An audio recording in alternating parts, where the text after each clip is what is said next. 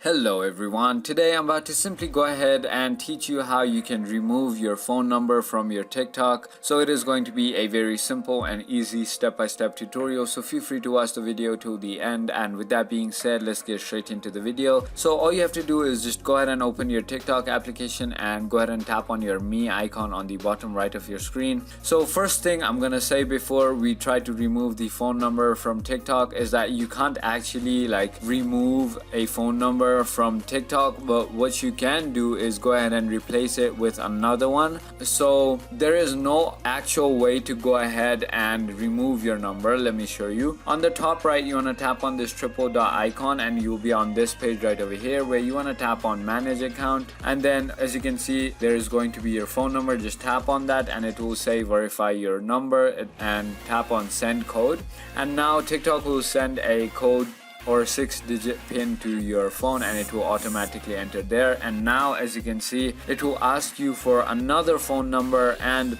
if you don't want to go ahead and use another phone number or don't have another phone number, or if you're trying to remove the number you currently have on this account and make another account with that phone number, then I recommend you to go ahead and use Google Voice. You can get a free phone number from Google Voice and it doesn't have to be your own number.